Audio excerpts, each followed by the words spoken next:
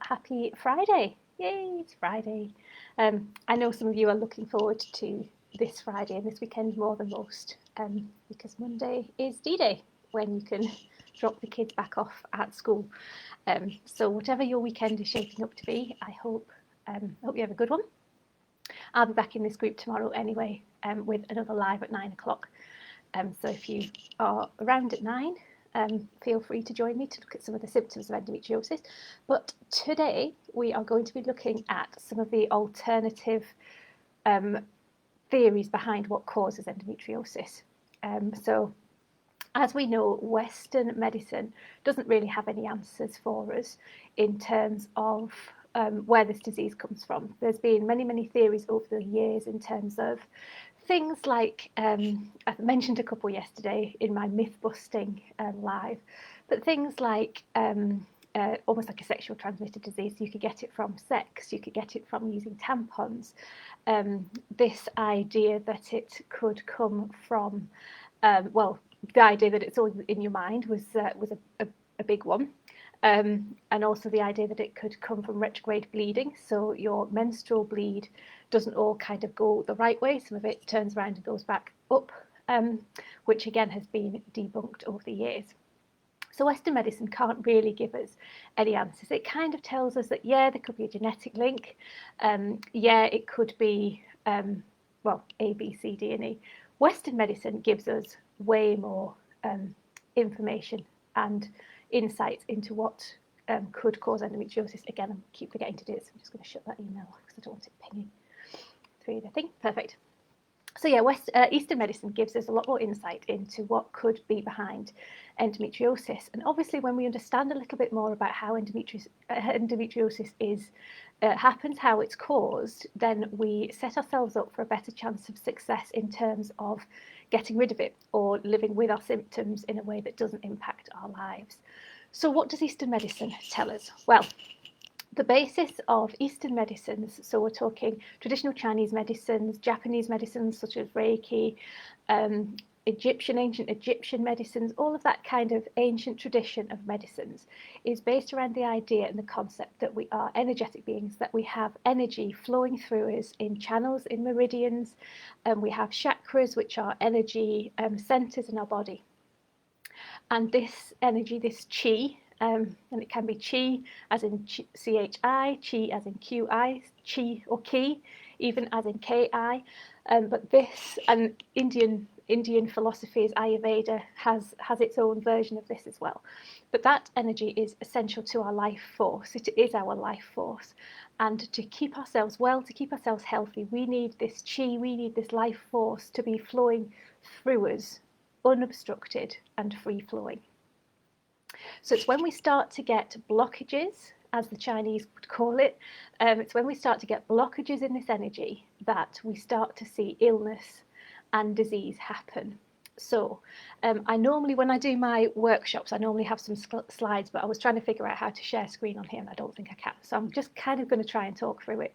The concept is a lot like the ancient Egyptians used to liken it to the Nile.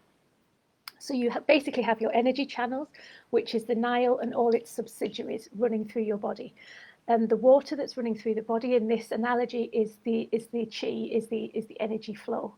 When your chi is flowing well, when it's flowing freely, that's when you have your body is being nurtured.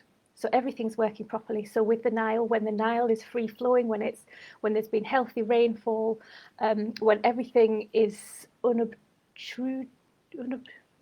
there's no blockages, the water flows through the Nile into the subsidiaries. It gets to all the farmlands. It nourishes the pastures. It nourishes the forests and the trees, and everything grows well.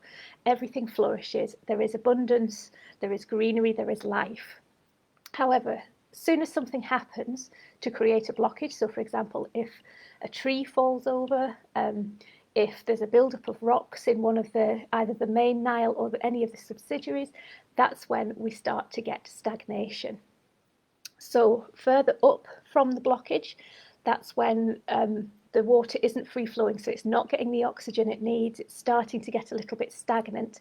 In that stagnant pool of water, we end up with toxic buildup. We end up with sludge. We end up with nasty smelling horribleness, dampness, just things kind of going off a little bit because there's not that free flowing, there's not that oxygen, there's not that energy flowing. And then further behind the blockage, so further downstream from the blockage, that's when things start to dry up. So we get a lack. So we get the crops drying up, we get the trees drying up, all of the beautiful greenery turns to brown, it dries and it shrivels, and the abundance is no more. So we've got a definite lack of nourishment. So if we take that back to the body and back to the idea of the chi, back to the idea of the energy flowing, if we get a blockage in our energy flowings, flowings is obviously now a word, if we get a blockage in our energy flow, in front of that blockage, that's when we get stagnation.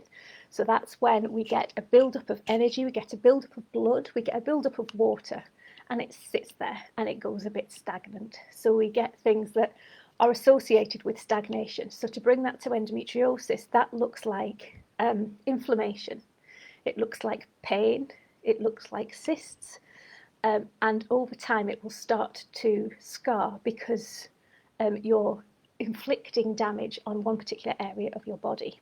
Similarly, the other side of the blockage, that's when we get a scarcity. So if you think in terms of, well, your bowel is a fantastic example. So if you have a blockage before you get to your bowel, and this is really simplifying how it works, but if you have a blockage before you get to your bowel will start to dry up. So you will start to see things like cramping as the muscles start to cramp because the muscles aren't getting the nourishment, the moisture, the energy, the blood that they need.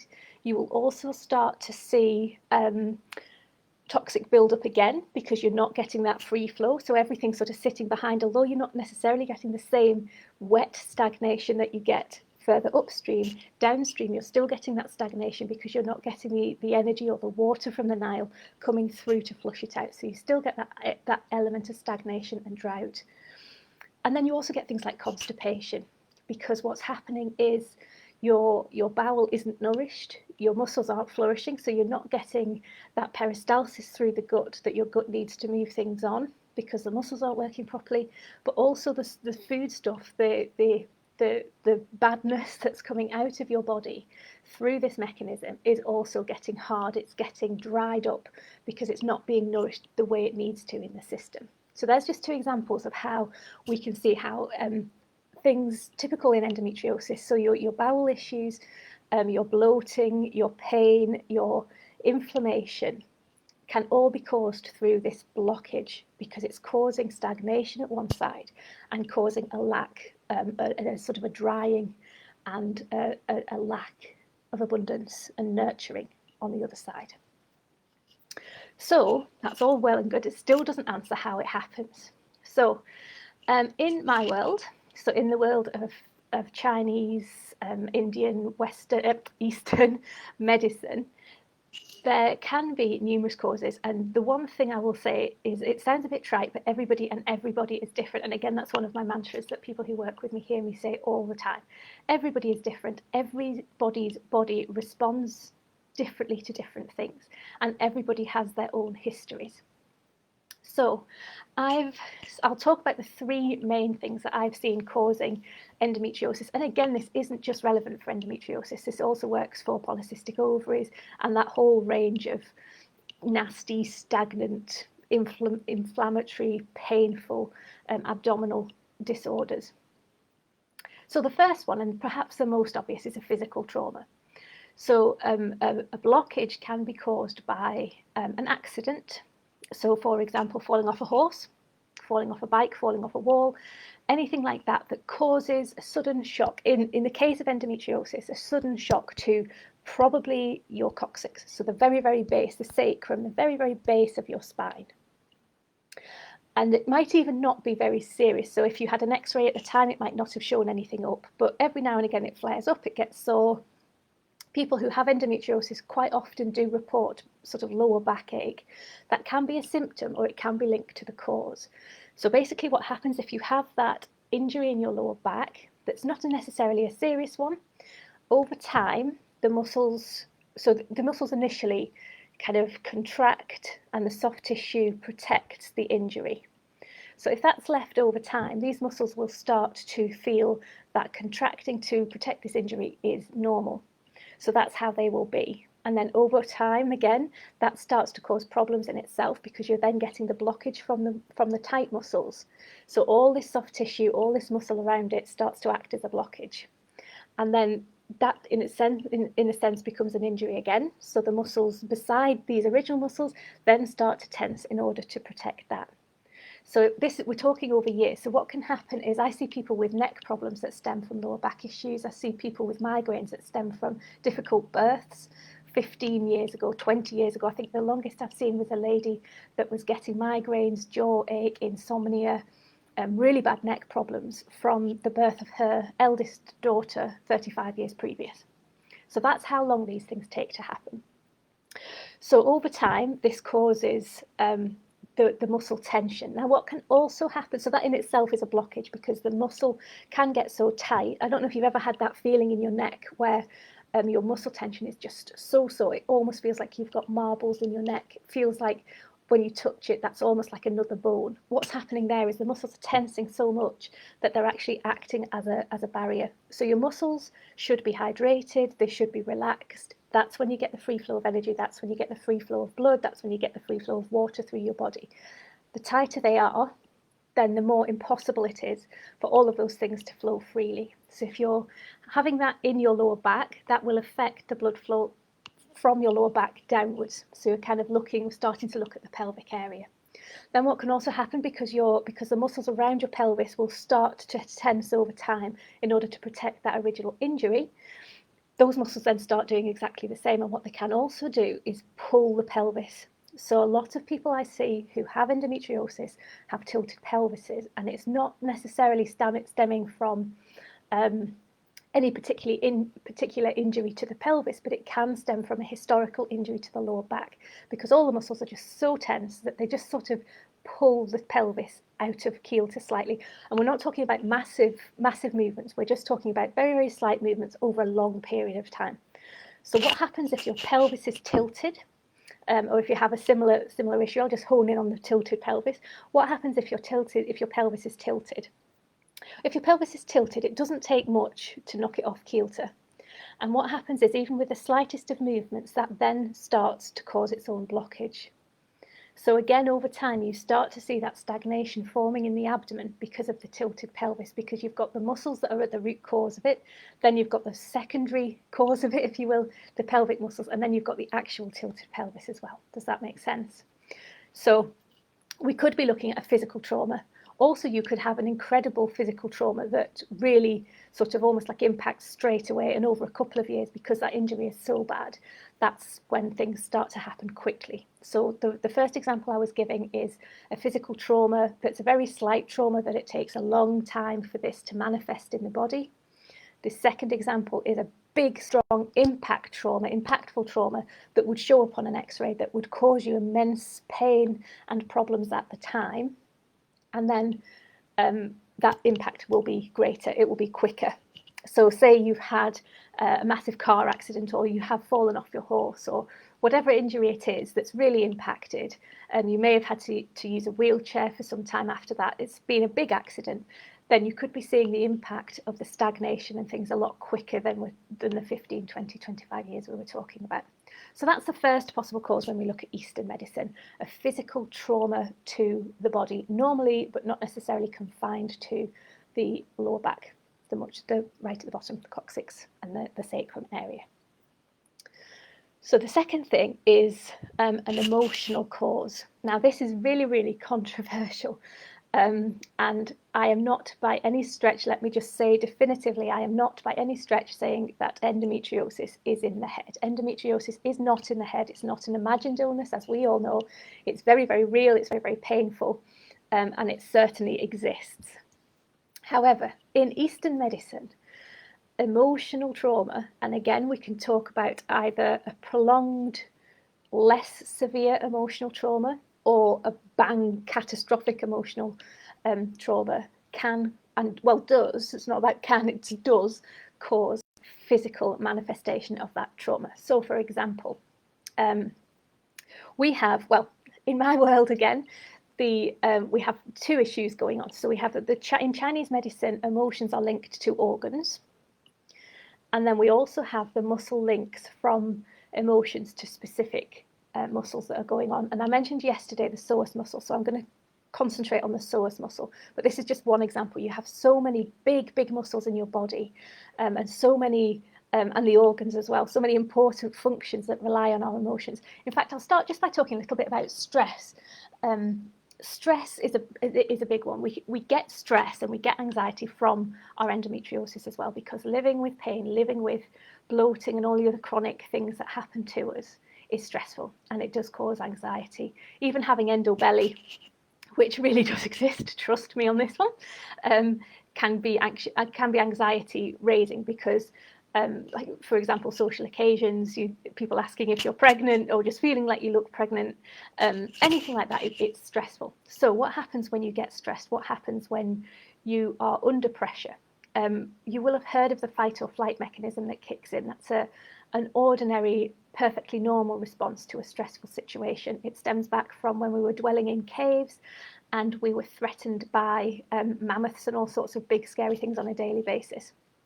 What happens is our body responds in a way that we either want to fight, so we either want to fight for our lives, or we flight, so we run away. And we still have that response now, even though we don't have the woolly mammoths and things around the corner, we still have that response. So what happens when we face a stressful situation is that our things like our pupils dilate, our hearing gets more acute because we're listening out for that danger. The body sends messages to the muscles that it needs. So, for example, the leg muscles, it gets the leg muscles ready to run. So a lot of people who have prolonged stress and anxiety find that they have restless legs, they have muscle tension, so they have tight hamstrings, tight quads, and that is a result of living with anxiety for a long time, because the body just thinks that's normal. Muscle memory is really powerful, and if you live with something for long enough, your body will think that that's normal. So your body gets stressed, your legs tighten, your senses heighten, also your things like your arms get ready for fighting, so your shoulders may feel that stress. And then the other thing that the body does that not many people realise is that it cuts off, it sends a message to things that it doesn't deem as essential and it doesn't deem as necessary for running or for fighting. So if you're running or fighting, then the most in terms of endometriosis, the most striking example of this is our reproductive system. So the body doesn't think, rightfully, that you need to be reproducing or thinking about reproducing when you're running for your life or when you're fighting for your life.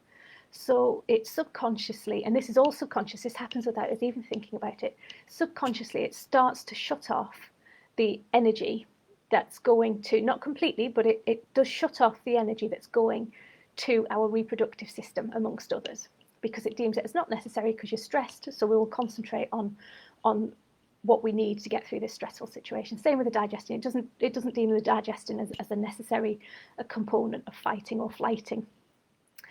So again, if you're living with that anxiety, if you're living with that stress over a prolonged period of time, then not only will you start to see issues like restless legs, not only will you start to see issues like muscle tension and pain and the stagnation from the muscle tension, but you will also start to see things like your digestive system and your reproductive system not working on full pelt, because the body has been limiting the blood flow, the energy flow to it, because it's been living in fight or flight. So hope that makes sense as a starting point. I went off on a tangent. I didn't necessarily mean to go down there, but hopefully it gives you a little bit of context.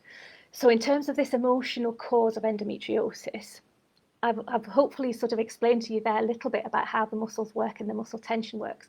Now, one of the key muscles that we hold that runs through our pelvis is a psoas muscle. And that basically is the muscle, we don't hear a lot about it, but we should do, because I think it's, if not the most important muscles in our body, and it basically connects the upper body to the lower body. Sounds dead simple. So it's kind of connected at the lower part of our thoracic back, and it goes through the back, down through the pelvis, and connects to the upper sort of inner upper thigh bit. Don't shoot me if I've got that slightly wrong, but that's kind of whereabouts it goes. Now that big muscle is one of the muscles that is impacted at flight or fight. So without our psoas muscle, we can't run. So that's one of the muscles that gets ready for running. It tenses up and it gets ready for running. So you've got that initial kind of you've got that initial energy, you've got that initial tension, and that prolonged tension if you live with anxiety, if you live with stress. Sitting down tightens the psoas muscle. So the longer you spend sitting down, the more you spend sitting down, the tighter that psoas muscle gets as well. And then in my world with the emotional connections, the psoas muscle is linked to vulnerability. So if you have, now it can be twofold, it can be if you have been in a situation where you feel incredibly vulnerable or a little bit vulnerable over a long time, then that will impact on your psoas. So all that is held in your psoas. So if you say, for example, you did have, you were attacked in your younger years, don't know, I can never say that, you're attacked in your younger years and you feel vulnerable because of that. If you live with that for a long space of time, those deep-seated emotions of vulnerability are held in a psoas. So that means your psoas again is getting tighter, it's getting overworked, it's causing stagnation. All of this is causing stagnation in that psoas muscle because it's just so. And I say it. There's obviously two of them, one on each side. So they're getting tighter. They're starting to impact on other muscles. So they might be pulling your hips, they might be pulling your pelvis in. So you might be starting to get hip problems. Mine manifested at first in my knee. So this all started with knee problems, and I never for a second thought that it might be linked to my endometriosis until I started delving deeper into the emotional muscle connections and how everything is linked. And now when I start to feel my knee going, that does tend to link to an endometriosis flare-up, and the more emotional work that I do, the nicer my knee and my hip get. And it's all on that side. Everything is on my right hand side to do with my endometriosis. So just look for patterns as well. Things that, and again, I'm going into symptoms, but things that we don't think are linked often are. But I'll save that spoiler for tomorrow. So I mentioned a third one. So so if that makes sense. So a heightened sense of stress and anxiety, or a massive emotional impact, can really impact on our endometriosis. Now, that's not necessarily to say it causes endometriosis. It could be the trigger. So one of the things that's been found quite recently, they have actually found endometriosis, for want of a better word, in fetuses, which shows that some endometriosis at least isn't developed, we're born with it. So it could just be that it sits dormant and then it's flared up, it's triggered by all of these things as well. So there's that element to think about as well. And that brings me on to my third point in a second. But yeah, hopefully you can start to see how these deep-seated emotions, either for a prolonged period of time or in terms of almost like a PTSD type response, can impact. It can impact all over, but in terms of endometriosis, can impact in our pelvic areas. So again, the tighter this psoas gets, the more not reaction, but the more resistance it's causing in terms of that free flow of energy, the free flow of blood. So we're getting even more stagnation. Things aren't quite working properly in our pelvis. So again, we're getting cysts, we're getting inflammation, we're getting pain, we're getting all of that nasty, stagnant, toxic buildup that comes with the blockages. And again, it's way more complex. That's just one example of one muscle linked to one emotion, but there's way more examples. And I do sort of workshops and things on that go into a bit more depth on that. So the last thing that I've slightly alluded to is the sort of family ties, the hereditary link. So again, Western medicine can't really give us an answer as to why some conditions are hereditary, as to why. I think with endometriosis, now I don't know if this has changed actually, I should probably check, but when I last did this part of research, it was a third more likely, you were 33% more likely to have endometriosis if a close family member had endometriosis. That stat might be slightly out of date and I really should have checked that. But whether the actual stat is out of date or not, the theory still remains that you are more likely to have endometriosis if a close family member has endometriosis. Now, again, in my world, there is, and again, it's cause and effect, but there is a lot of work that I do with my clients around ancestral healing. And this is a big step for some people, because it's kind of delving into that deep-seated emotional stuff. But the belief is that we, especially as women, especially if you're an empathetic woman, we carry a lot of the burdens from our ancestors within us. And the theory is, in terms of Eastern medicines or traditional medicines, because it's not just Eastern medicine, this, we're sort of going into the realms of the Aboriginal medicine and the medicine of the first persons in America as well. But it's like an ancestral trait that we, especially as women, especially as empaths, carry through. And if we don't heal that pattern, then we would pass that on to future generations as well. And this can be true of anything. This can be true of any illness, really, but specifically looking at endometriosis, those ancestral patterns come from the emotional side of things. So if your family history has a history of violence, a history of that strong emotions, the emotions I was talking about in terms of the source. So we're talking about, sort of vulnerability, that kind of victim mentality. If there is a woe is me kind of history to your family beliefs, then that is passed on. And it's not just passed on in how you're brought up, it's passed on in your DNA as well. So we're getting into the epigenetics of things, which again, I will do a more in-depth presentation on later in the month. But just very quickly, that can also be a cause of the endometriosis that we're seeing. So, for example, if your family do have a history of endometriosis and they also have a family history of that vulnerability, then you can see that close link. Now, you don't need to know that, because one of the things I do with my clients anyway, irrespective of whether we know about their family history, their genetic history, is to do that genetic repatterning, is to do that clearing of that ancestral debt, the ancestral package of emotions that you're carrying. Does that make sense? I don't know if I've probably given you a lot more questions than I've answered. So to recap, the causes of endometriosis in Eastern medicine are very much the physical trauma. Well, it all stems from from stagnation, from a blockage in energy flow, a blockage in blood flow, causing stagnation and lack of nourishment. And that can come from either a physical trauma, either from a small trauma a long time ago or from a very impactful trauma.